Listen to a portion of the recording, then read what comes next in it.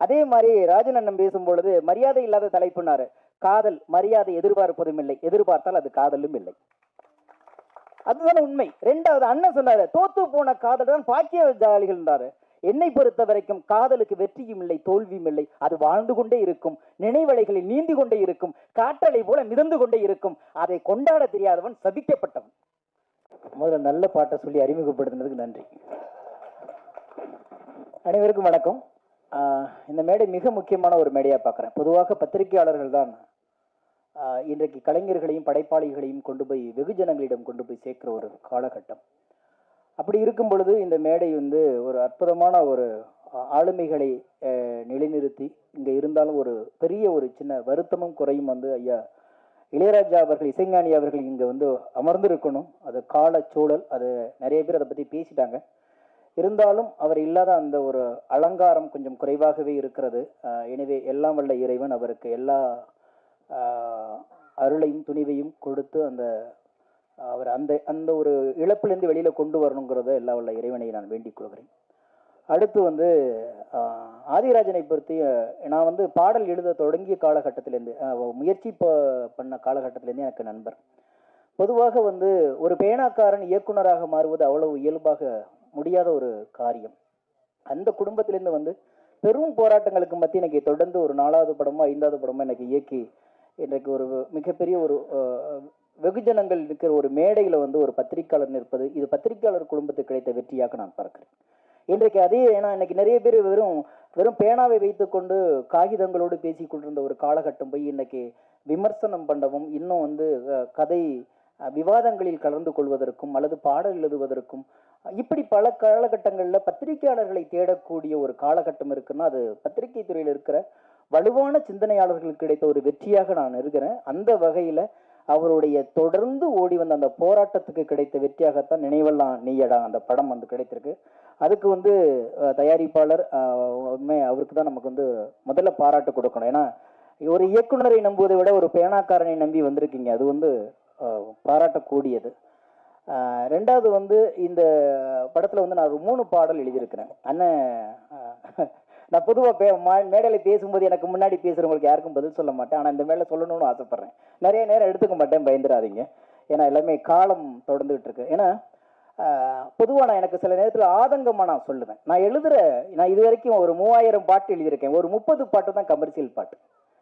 ஏன்னா 3000 பாட்டில் குறைந்தபட்சம் ஒரு ஒரு 500 பாட்டாவது மிகச்சிறந்த பாடல்கள் இருக்கும் நான் நம்புகிறேன்.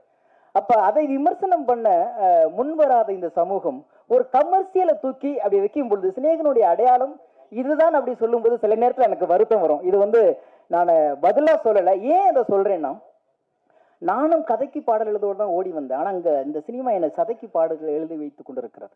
பட்டுக்கோட்டை மாதிரி ஒரு 10 பாட்டு எழுதிட்டு செத்து போலான்னு வந்தவனை அந்த வாகனம் புறப்பட்டு போனதுக்கு பிறகு சந்தங்களுக்கு எழுத வந்தவனை சப்தங்களுக்கு எழுத சொல்லி கொண்டு உட்கார்ந்துருக்கும் பொழுதுதான் சில பாடல்கள் இப்படி வருது.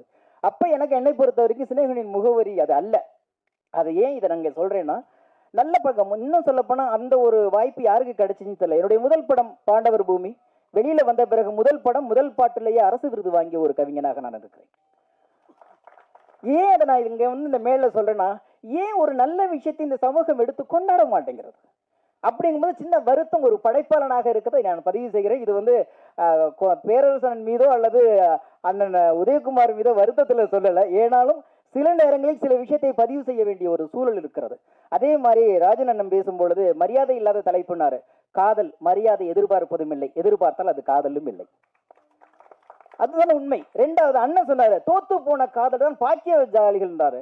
என்னை பொறுத்த வரைக்கும் காதலுக்கு வெற்றியும் இல்லை, தோல்வியும் இல்லை. அது வாழ்ந்து கொண்டே இருக்கும், நினைவலைகளில் நீந்தி கொண்டே இருக்கும், காற்றலை போல மிதந்து கொண்டே இருக்கும். அதை கொண்டாட தெரியாதவன் சபிக்கப்பட்டவன்.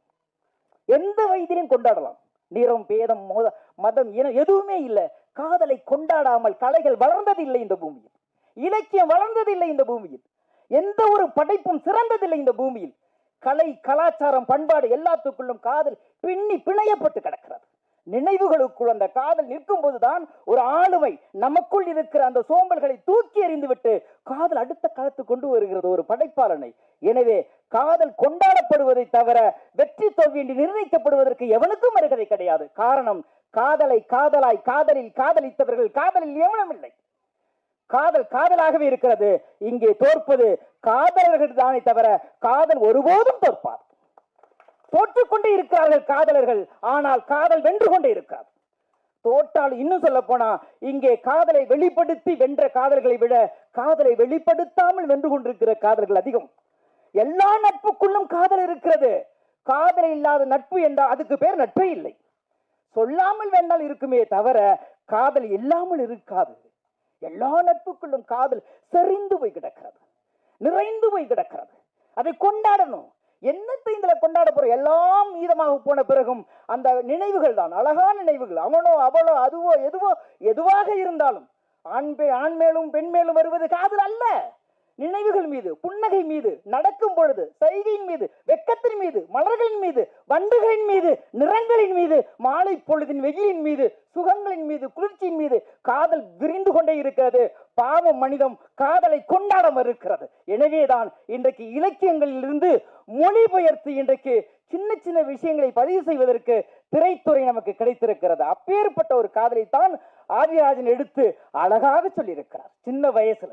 இதுல ரொம்ப பாராட்டக்கூடியது சொன்னாங்க, இதை தொடங்கும் பொழுது தமிழ்தாய் வாழ்த்து சொல்லும் பொழுது ஒளியில நம்ம கேட்கிறோம் ஒரு பயம் இருக்கும். ஏறத்தாழ 7000 மேடைகள் ஏறி இருக்கிறேன். அதுல 3000 மேடைகள் பள்ளி மேடைகள்.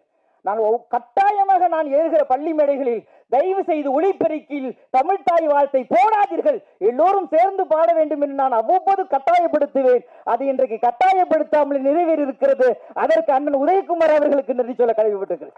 ஏன் நம்ம எல்லாமே ஒன்னா சேர்ந்துதான் வாய்ப்பாட கத்துக்கிட்டோம், 1-2 கத்துக்கிட்டோம், ஆனாவனவை கத்துக்கிட்டோம், ஓதாமல் ஒரு நாளும் இருக்க வேணாங்க கத்துக்கிட்டோம், திருக்குறளை கத்துக்கிட்டோம், நலவென்பா நாளடியார் எல்லாம் சேர்ந்து சேர்ந்து பேசினதுனால்தான் அவ்வளவு பெரிய ஆளுமை இதுக்குள்ள இருக்கு. எனவே தமிழ்தாய் இந்த மேடையில் எல்லோரும் வாய்விட்டு பாடியதற்காக வாழ்த்து சொல்வதோடு ஒரு அழகான காதலை நினைவெல்லாம் நீயடா படம் பதிவு செய்திருக்கிறது. காதலை கொண்டாடுபவர்கள் இந்த காதலை கொண்டாடுகிற தலைமுறைகளுக்கு எடுத்துச் செல்லுங்கள். நன்றி, வணக்கம்.